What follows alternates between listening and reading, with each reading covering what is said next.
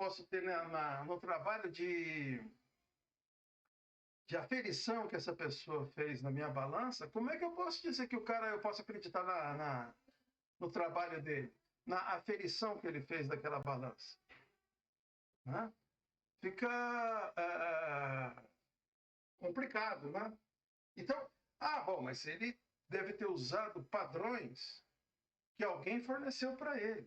Mas quem forneceu para ele? Tem que ter alguém que eu possa confiar também que forneceu um bom padrão para que ele possa vir e usar isso na minha balança para ajustar a precisão dela, a confiabilidade dela. Então, você veja que aquele que fez a calibração da minha balança, ele teve que antes ter alguma outra coisa que dá suporte a esse trabalho que ele está fazendo. Isso tem que ser documentado e tecnicamente conhecível. Você veja que eu estou estabelecendo, então, um caminho de rastreabilidade até um ponto que a gente vai ver depois, que é um padrão primário. No caso de balança, só adiantando, tem a massa que corresponde a 1 quilo, o quilograma, é um padrão. Alguém um dia falou, esse treco aqui tem 1 quilo e todo mundo vai chamar isso aqui de quilo e isso aqui pesa 1 quilo. Ponto. A partir disso aqui é um padrão primário, convencionado, e todas as balanças do mundo têm que ser calibradas a partir desse quilo aqui. Mas como é que isso acontece? Eu tenho que rastrear todo o caminho, o percurso técnico, que alguma calibração feita lá na ponta tem até esse quilo original aqui. Tá? Por isso, isso se entende por rastreável. Tá? Entendi. Fica. Professor, tem pessoas querendo entrar. Ops, é que eu estou na tela da... Desculpa.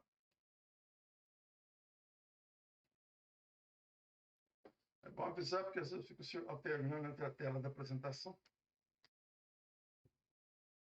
e todo mundo já autorizei, né? Professor, a sua imagem está travada também. Espera aí. Destravou. Quando alterna de tela, não sei porquê, a imagem trava. Bom, então, deu para entender até agora? Sim. Muito bem. Sim. Então, depois confiáveis. Evidentemente, aquele que está executando esse serviço tem que ser alguém que tem um treinamento, tem que ter uma acreditação suficiente para poder realizar aquele serviço. Eu não posso chamar qualquer Zé Miguel para fazer um serviço desse tipo. Ele tem que ser alguém que confia. Todo mundo fala assim, mas eu preciso de um laudo aqui de alguém, do IPT. Então, vou pedir para o IPT fazer a análise para mim, né? Pô, por que você manda fazer no IPT e não manda no Zé das Couve da esquina? Porque ele tem que ser confiável, pô. Tem que confiar nesse resultado, pelo amor de Deus, né? Especialmente em coisas que envolvem dinheiro, né? Você precisa de um laudo que vai estabelecer a responsabilidade de alguém em algum dano. Né? Ora, aquele resultado vai dizer quem é que vai pagar o prejuízo. Você vai querer que esse resultado seja confiável, né? Não pode ser qualquer um. E se a outra parte prejudicada, ela pode espernear e falar, vou mandar fazer análise em outro. E o juiz, na hora que olhar os dois laudos, vai confiar em quem? Naquele que ele entender como mais confiável. Tá? Tá. Tem que ser comparável no tempo e no espaço. Ele tem que ter um resultado obtido hoje, outro obtido amanhã. Eu posso compará-los porque eles têm a mesma consistência técnica. Né? É isso que vai, como eu disse, possibilitar a tomada de decisão segura. Certo? Normalmente, na cabeça de quem não é técnico, está a abordagem que tem com relação à medição é a tradicional e a metrológica. A tradicional é aquela que vocês, em Química Geral 1 e tal, aprenderam. Né? Você faz análise, faz uma aferição de vidraria, faz um tratamento estatístico, né? É justo, é necessário mesmo. É assim. Acontece que ela não para. Ela tem que ir além disso. Tá?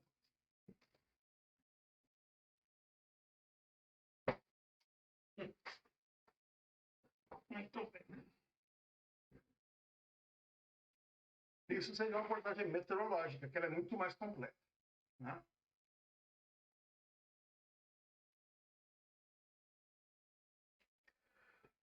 No tradicional, a rastreabilidade a padrões de laboratório já é suficiente.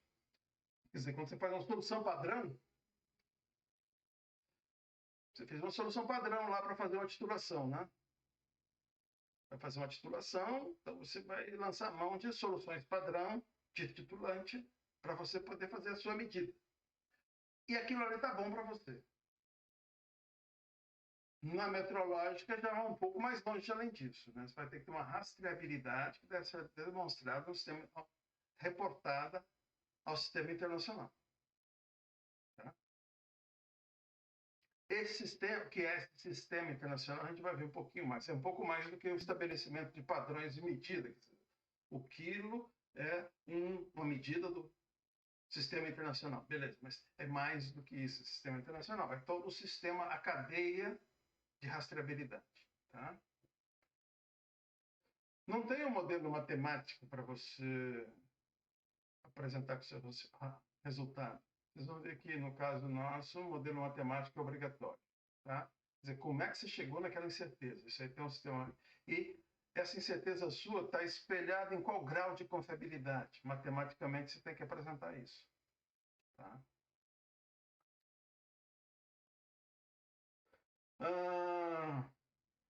Os procedimentos de cálculo das incertezas é indefinido. Se cada um, você não tem esse procedimento bem estabelecido. No máximo, você faz um tratamento estatístico de várias medidas, se você fizer essas várias medidas. Né? No caso da meteorológica, não. Ela tem que estar estimada de uma forma que matematicamente já está descrita e como deve ser feita e quais são as etapas que isso tem que cumprir dentro do GUM, tá? Que é o Guide to the Expression of Uncertainty of Measurement, que é uma norma que diz como isso deve ser feito. E, no caso, como vocês já fizeram química geral, você repete, faz várias vezes a mesma medida.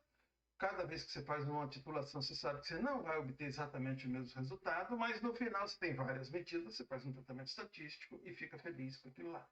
No caso da abordagem meteorológica, isso é necessário, mas não é, isso daí é uma parte do problema, não é todo o problema. Né?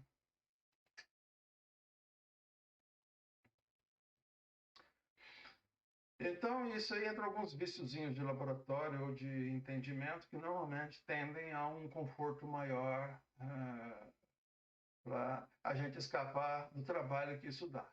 Tá? Só uma curiosidade, o senhor falou que no GAN tem algumas normas de como desses procedimentos.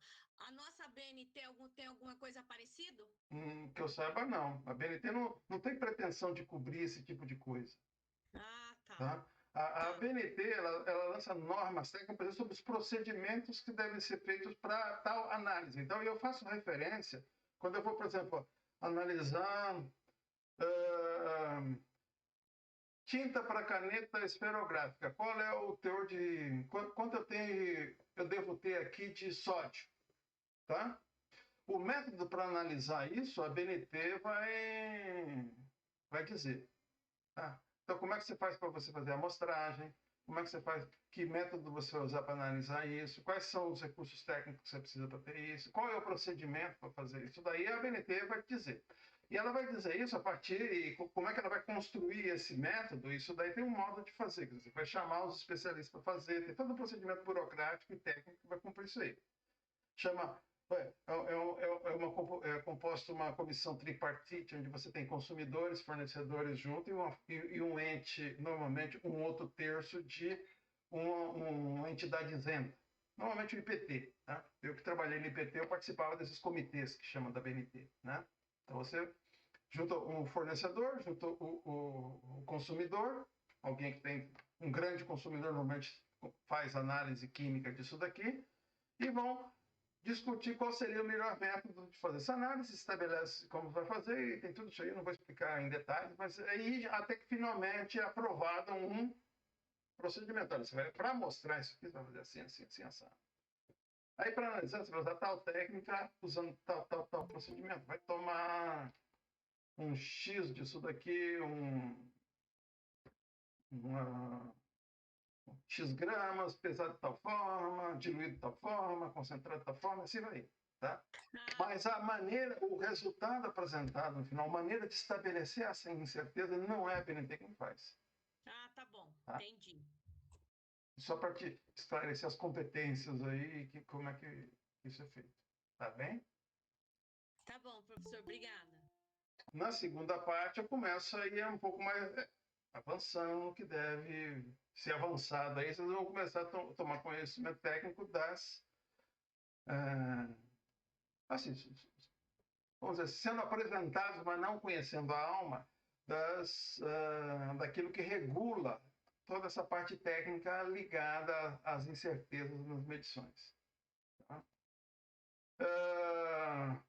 Falo do sistema das grandezas de unidades, isso que eu falei do quilo, como é que surge o quilo, por exemplo. Então, como é que é estabelecido isso aí? As grandezas que existem, né? Ajusto alguns termos que vocês devem ter aprendido e às vezes não são muito... Você fala, quem que é o mensurando em vez de analito, ou coisas do tipo, que é a linguagem mais moderna, tá? E dou as publicações, grandezas de base, que se trata. Acho que é mais conveniente que todos possam ter o contato com isso, porque à medida que a gente for estendendo no conteúdo, bom, não é muito diferente o material em termos de consistência. Quer dizer, vocês estão tendo bastante informação e tal, mas não é muito pesado o material. Quer dizer, não é que é intrincado, vamos dizer, difícil. Não, ele é bem conceitual, tá?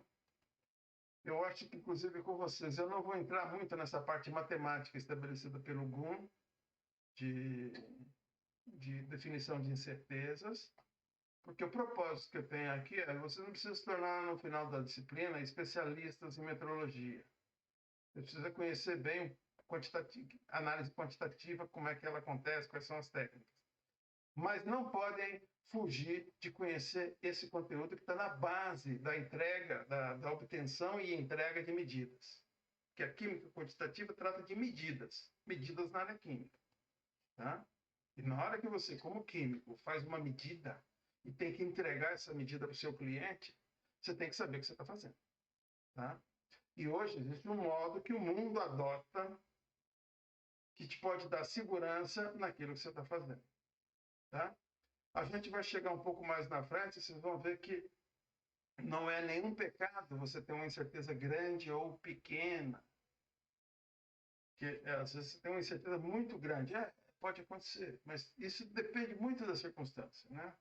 Quer dizer, depende do que seu cliente quer, depende do que você tem que entregar. Se ele vai ser excessiva ou não. Tá? Se você fala que a quantidade de açúcar numa bolacha é em torno de 1%, tá? Se for 1,5% ou 0,5% e estiver dentro da especificação da norma, não tem problema nenhum. Então você não precisa escolher um método que vai te dizer que naquele biscoito tem 1,0003%. Porque primeiro que você escolhe um método que te dá esse nível de precisão ou com incerteza tão baixa, significa que ele vai ser caro de fazer. E assim como no resto do mundo, maior a qualidade, maior o preço. Maior a qualidade da medida, maior o custo dela também. Tá? É sempre assim. Então, vocês vão ter que eleger o método mais adequado de acordo com a finalidade que você tem. Então, a incerteza vai estar dentro desse cálculo também. Tá? Você não precisa ter uma incerteza tão grande se o requisito for baixo. Você está trabalhando numa empresa que produz uma liga de metal onde tem entre 3% e 5% de cobre. Você não precisa fazer uma análise de cobre que te dê uma precisão absurda. Se sempre está ali historicamente em torno de 4% e a sua precisão é mais ou menos 0,5%, não tem nenhum problema. Você fala, tá. É 4 mais ou menos meio por cento? Ah, beleza. Não tem problema, porque historicamente está assim, você pode fazer uma análise desse tipo. Ah, mas um dia aparece dar 4,7 mais ou menos meio por cento. E, velho, você vai ter que lançar mão de um método um pouco mais caro para poder você reduzir a sua incerteza, né? Vai ter que ser uma coisa chegando ali na segunda casa. Porque corre o risco de você botar no mercado um material cuja composição pode ser contestada e isso é prejuízo. Então, sai mais barato você lançar mão de um método mais caro de análise para obter um resultado melhor que te dê cobertura face a qualquer prejuízo que vier a ter por conta de uma não conformidade. Certo?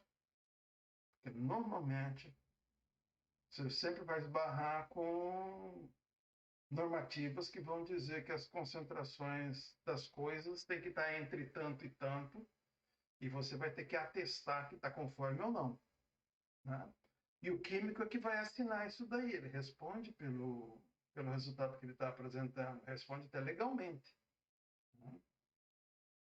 É claro que ninguém vai ser besta de assinar um negócio porque acha que está muito bom daquele jeito. Não, você tem que ter plena certeza, porque se te der alguma responsabilização, se você estiver bem escorado na incerteza que você tem nos métodos que você está usando, você fala, não, eu soltei esse resultado, alguém pode até contestar, mas veja que o meu resultado é rastreável.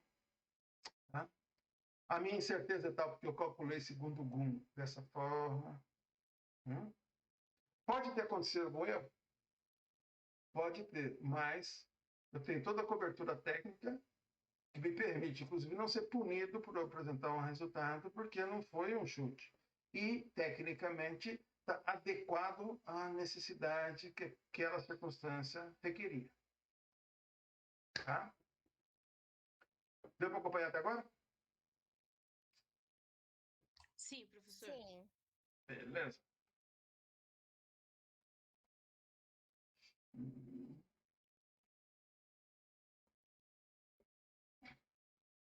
Muito bem.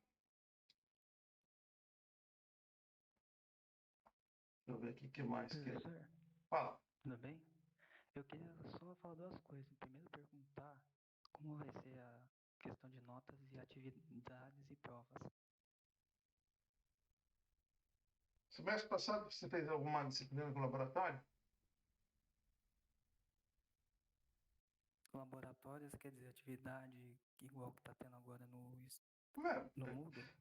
A gente vai obedecer mais ou menos o mesmo padrão que está acontecendo nas outras disciplinas. Né? Você vai ter que ter entrega de atividade, dividir em grupos, inclusive. Né? Você já está em algum grupo já? Não? Eu não. Não? Então você fala com o responsável da sua sala. Certo.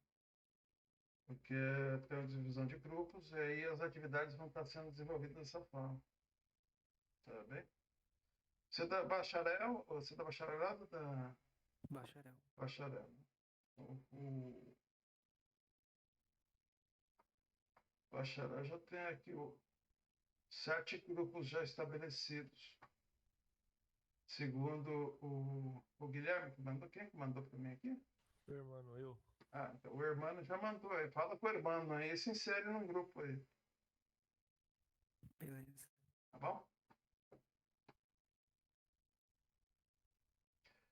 Muito bem.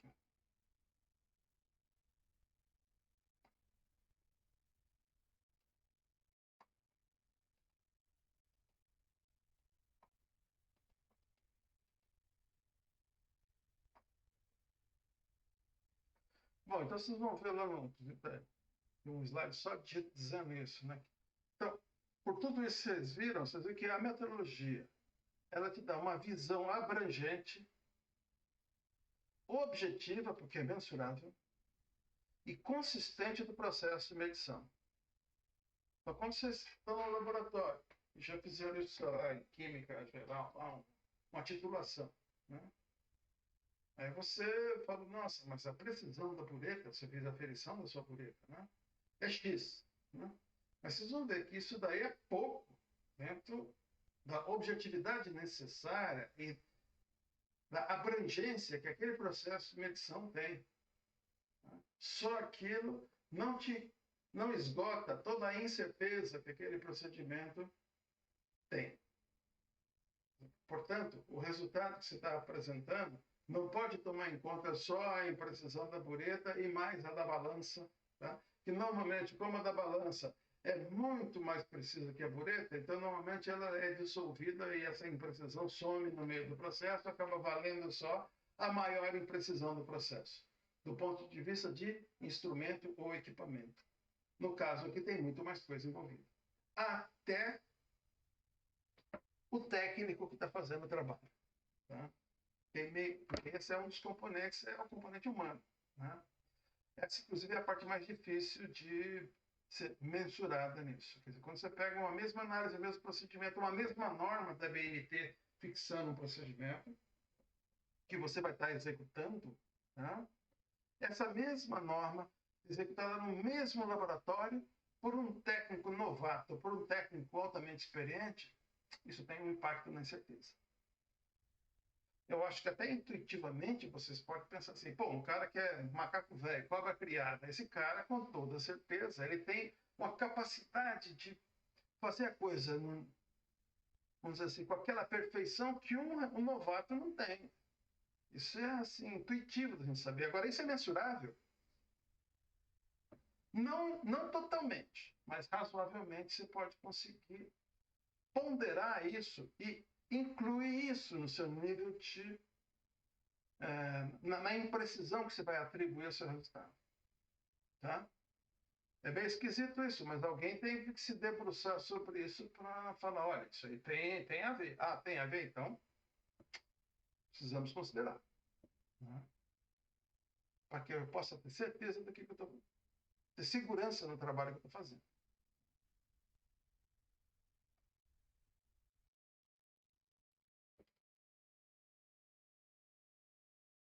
Professor, Diga. eu tenho uma dúvida do segundo slide que você mandou, do penúltimo slide, que é de sistema de unidades. Eu não entendi muito bem o conceito e ficou meio vago assim na minha cabeça. Tá bem. Então vamos lá. Sistemas de unidades. Conjunto de unidades de base. Aí vocês precisam entender o que é uma unidade de base. E unidades derivadas, juntamente com seus múltiplos e submúltiplos. Então vamos lá. Eu acho que eu dei a unidade de base, acho que eu já dei a definição, dei não? Sim. Anteriormente você deu, no mesmo slide, você deu... As grandezas de base, que são as unidades. Isso. Comprimento, massa, tempo, corrente elétrica, temperatura termodinâmica, quantidade de substância e intensidade luminosa. São 7 grandezas de base que existem. Tá? Essas são as que existem, não tem outra. Porque todas as outras são derivadas dessa. Tá? Então, você tem a unidade de comprimento de tempo, né? Bom, mas a velocidade é uma grandeza? Sim, mas ela é uma derivada. Por quê? Porque ela é divisão do comprimento por tempo. Então, ela é uma grandeza derivada. O tempo, ela não é a medida do tempo não é resultado de um ajuntamento e combinação de outras grandezas, né? O tempo é o tempo. O comprimento também, ele não é o ajuntamento ou a combinação de outras grandezas. O comprimento é o comprimento. Massa, a mesma coisa. Mas a velocidade, por exemplo, não. Então, ela é o comprimento dividido pelo tempo. Quer dizer, uma distância percorrida em tanto tempo, isso é velocidade. Então, para entender a frase toda, né? É um conjunto de unidades de base, estamos falando então dessas grandezas de base, e unidades derivadas, no caso a velocidade, é uma unidade derivada. Tá? Juntamente com seus múltiplos e submúltiplos. Assim como você tem o metro, centímetro, milímetro, são todos múltiplos, e quilômetros são múltiplos, né? Submúltiplos.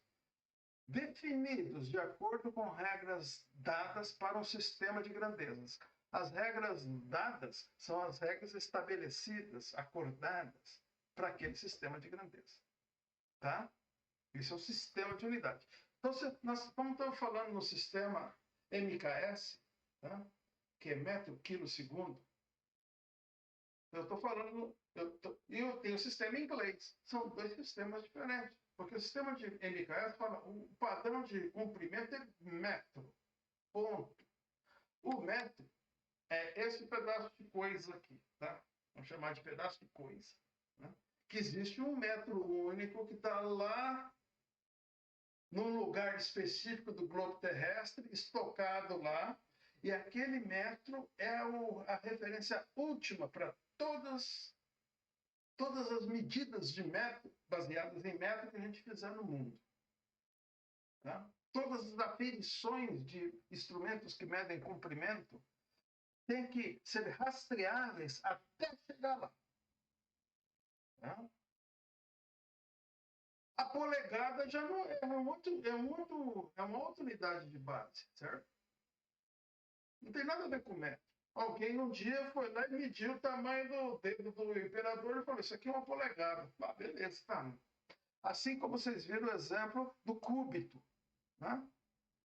No primeiro slide, lá os egípcios tinham como padrão cúbito. Cúbito era a medida do braço do faraó. Lá, né? Aquilo é um sistema de unidade que parte disso daí. Assim como a divisão de tempo, vocês viram que os sumérios lá começaram a criar um sistema que tinha uma divisão de tempo que era própria deles. Né? No caso nosso, se você pensar o sistema inglês, sistema internacional, por exemplo, a medida do tempo é coincidente. Nós usamos sempre a mesma medida nos dois sistemas. Né? Mas você tem sistemas com outros parâmetros diferentes. Né? Você vê, dentro do MKS, você pode ter uma subdivisão, que é o CGS, mas que continua a mesma coisa. E você tem as unidades de base e unidades derivadas. Deu para entender? Deu sim. A dúvida que eu tinha era mais do texto mesmo, e a minha interpretação estava um pouco desfalcada, sabe? Ah, tá. Mas agora ajustou. Deu. Esclareceu. Então tá bom. O que mais?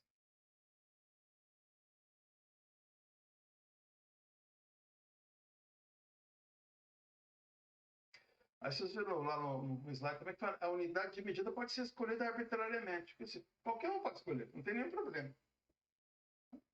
Você pode escolher qualquer medida que você queira usar. Qualquer unidade de medida que você queira usar. Mas você tem que defini-la bem. Você tem que defini-la muito bem. E ela tem que reportar um sistema que seja padronizado. Então, assim como você pode escolher que a distância que você vai contar a sua viagem em milhas, você pode que vai ser em quilômetros. Tudo bem, mas você tem que contar para todo mundo que está usando quilômetro ou que você está usando milha. Porque as unidades dos sistemas são interconversíveis.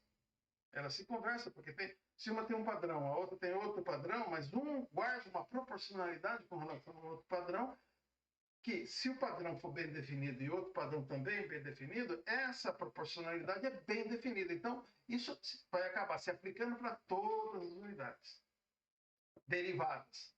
Né? Então, você vê, como eu já tinha falado uma vez aqui, se você for trabalhar na indústria de petróleo, você vai ter que trabalhar com unidade inglesa todo o tempo. Lá, o volume de petróleo é medido em barril, a quantidade calorífica em BTU. E todas as medidas de tubulação e etc. e cálculos são feitos com base no sistema inglês. Ah, mas é barril, que chato. Que chato, mas eu sei exatamente o volume se você me falar em litro, porque tem uma conversão de barril para litro. Não tem nenhum problema. É só uma questão de que eles escolheram arbitrariamente, no caso pela tradição, o sistema inglês, e eu uso preponderantemente o sistema internacional. Né?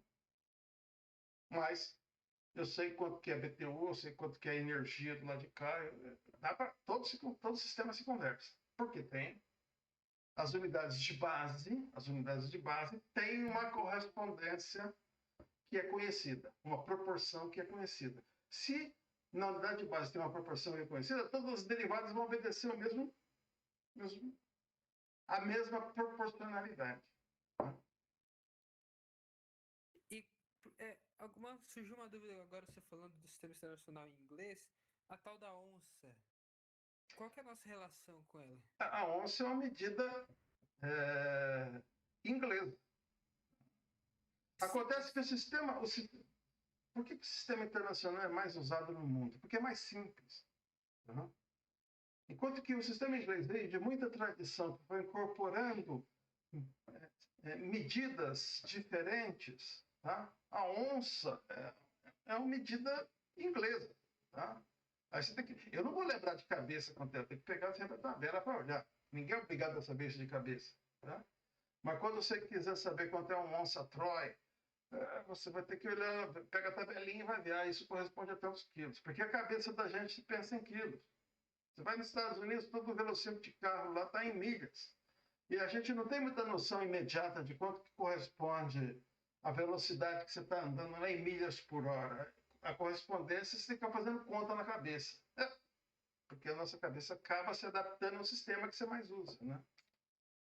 Então, a onça é uma medida de massa, né, que é inglesa. Mas ela é restrita para algum tipo de produto ou Não, área? o uso dela não é uma que acaba sendo usada para alguns produtos por uma questão de tradição. Uma questão Eu de vi numa tradição. embalagem de shampoo, por exemplo, mas além disso, nunca. Pois é, porque com certeza a empresa que produziu aquilo lá é americana. Ah, faz sentido. Eu vi aqui no Google e tava lá 3 casas decimais em grama. Aí eu fiquei confuso, sabe? Porque o que acontece nessas questões? Muito frequentemente isso porque é o seguinte, se pega um produto aqui no Brasil que tem essa referência na embalagem, normalmente o que acontece? A embalagem foi produzida com um molde, aquele frasco foi produzido com um molde que não foi descartado lá nos Estados Unidos e eles mandam para cá. Tá? Porque isso é mais barato. Pô. O cara mudou a embalagem lá, por que ele faz com aquele molde lá? Custa caro fazer um molde. Pô, tem a minha filial lá que produz isso daí, pô, manda para os caras lá, eles vão passar a usar isso daí, beleza. Você vai esticar a vida útil disso aí com zero de investimento. Tudo bem, manda lá, os caras começam a fazer. Está lá a referência lá, mas tudo bem, o mercado não se importa com isso. Então é uma questão. São essas questõezinhas no mundo industrial que valem, entendeu? Ninguém vai investir mais dinheiro do que precisa. Tá? Vamos ver lá o OZ na embalagem. Coisa que não é usada aqui, mas tudo bem. Você vai lá, você olha o jeitão e o tamanho e compra. Né? Tem Bruchel, usado para cereais. Tem várias medidas aí que vêm da tradição. Né? O mundo é meio complicado. Mas o importante é que todas essas unidades que tradicionalmente se usa para um produto ou para outro, barril é de petróleo, mas existe uma conversão entre barril e litro. Isso está estabelecido. Então ninguém vai se enganar quando você estiver vendendo X barris de petróleo, o lado de lá sabe exatamente quantos barris ou quantos litros está comprando e sempre vai ser igual. Tá? Essa correspondência vai ser fixa. Sempre. E enquanto essas unidades derivadas que está ali no último slide, relacionadas à força e energia do sistema CGS, eu não conheço essas daí. A CGS é um subsistema do MKS, tá? Você vê que, na verdade, o CGS o metro, o sistema CGS é centímetro. Quando você pega a força, é DINA.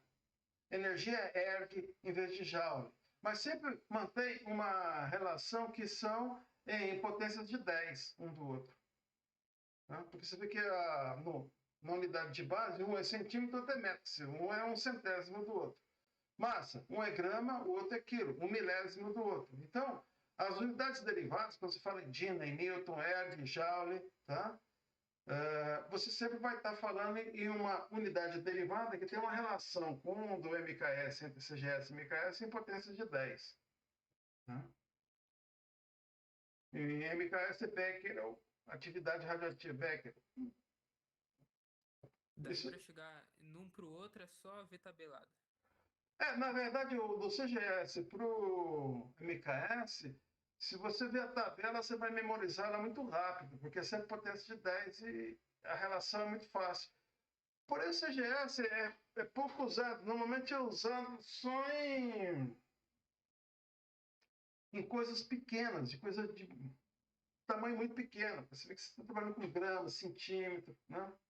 Enquanto que o MKF está falando em quilos, em metros, então você está trabalhando com uma proporção de coisas, de grandezas maiores, de quantidades maiores. Tá? Então, não... Mas eu juro para você que eu mesmo não sei por que inventaram isso, não. Por que fizeram essa derivação de CGS e MKS? Tem uma aplicação de simplicidade só quando você está mexendo com portes pequenos, você usa CGS, e portes maiores, MKS.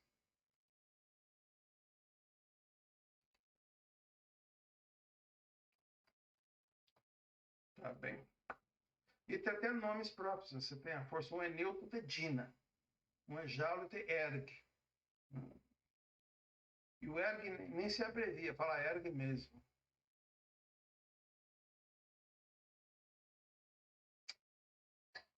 É que lendo assim parece que é contra-intuitivo, né? Você.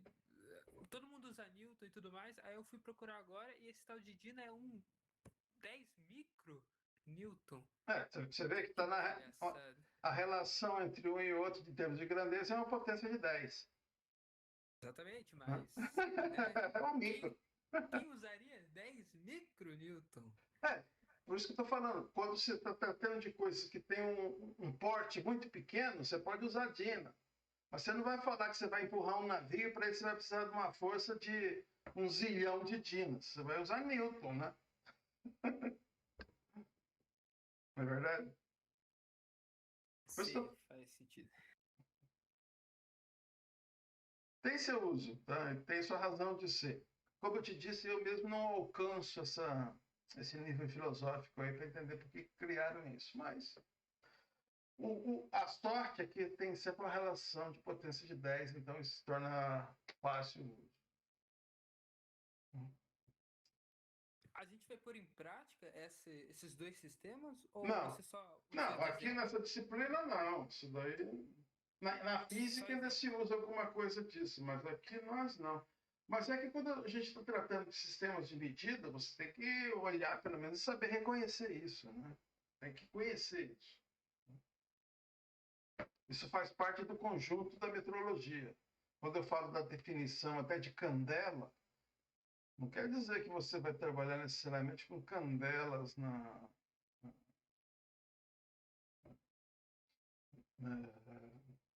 nas análises que você vai fazer, de intensidade luminosa, mas você tem que saber que a intensidade luminosa é uma unidade de base, uma grandeza de base.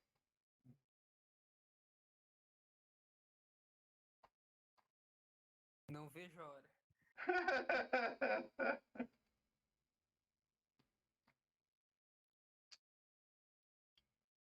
Bom, professor, acho que é isso. Eu vou me retirar aqui e daqui a pouco tem o.